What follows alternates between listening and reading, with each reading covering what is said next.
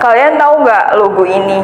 Ya, logo ini merupakan logo dari sebuah kerajaan yang bernama Kerajaan Goa Talo. Alasan dibalik pemberian logo tersebut adalah yang pertama, terlepas dari julukan yang diberikan kepada sebuah sultan yang bernama Sultan Hasanuddin, dan yang kedua adalah orang Bugis percaya bahwa ayam jago yang terdapat pada logo tersebut memiliki arti keberanian. Kalian tahu nggak sabung ayam? Ya, di dalam sabung ayam, jenis ayam yang digunakan adalah ayam jago. Karena ayam jago memiliki tubuh yang kuat, pemberani, dan tidak pantang menyerah. Pada 1300-an terbentuklah sebuah kerajaan yang bernama Kerajaan Goa. Tepat setelah pembentukan kerajaan tersebut, terjadi perang perebutan kekuasaan antara anak Tuna Tangkalopi. Hasil dari perang tersebut adalah Batara Goa berhasil mengalahkan saudaranya yang bernama Karaeng Lorisero. Karaeng Lorisero ini tidak terima akan kekalahannya. Jadi, dia membangun sebuah kerajaan yang posisinya sama seperti kerajaan Goa yang dia beri nama Kerajaan Talo.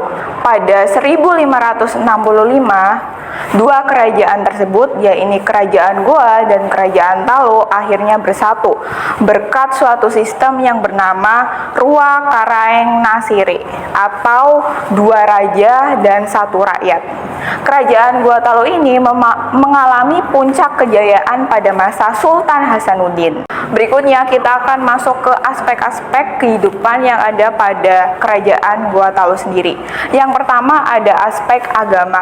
Pada awalnya kerajaan ini menganut suatu kepercayaan animisme, di mana mereka menganggap bahwa semua benda yang ada di dunia ini itu memiliki kehidupan dan mereka harus menghormati benda tersebut agar hidup mereka tidak diganggu oleh benda-benda tersebut.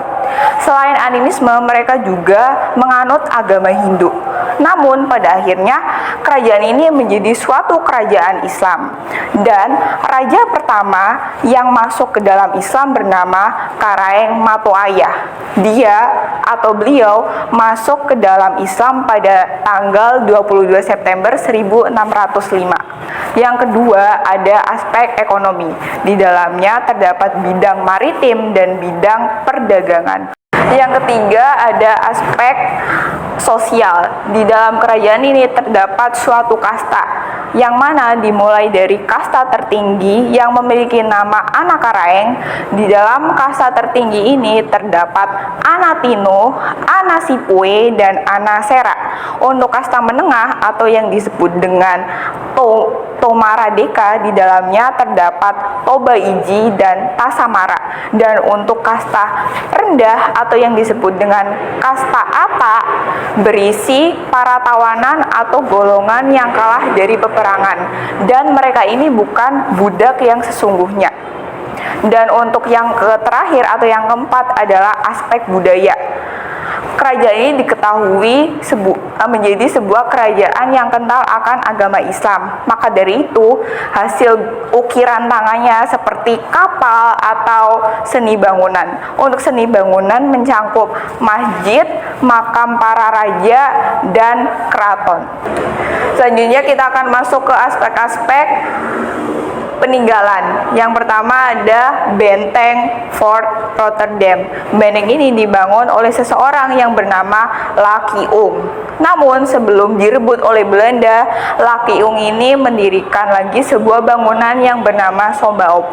Benteng ini awalnya bernama Jum Pandang, namun terdapat seseorang yang mengubah namanya menjadi Benteng Fort Rotterdam. Seseorang ini bernama Cornelis Spelman.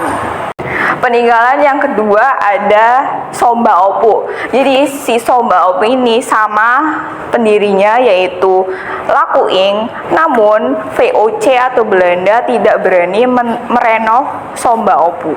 Selain dua peninggalan tadi, ada juga peninggalan lainnya seperti Istana Bala, setelah itu ada Lompoa, dan yang terakhir ada Masjid Katangka. Semua bangunan itu masih tetap asli Sayangnya bangunan-bangunan tersebut ada yang beberapa dihancurkan oleh Belanda.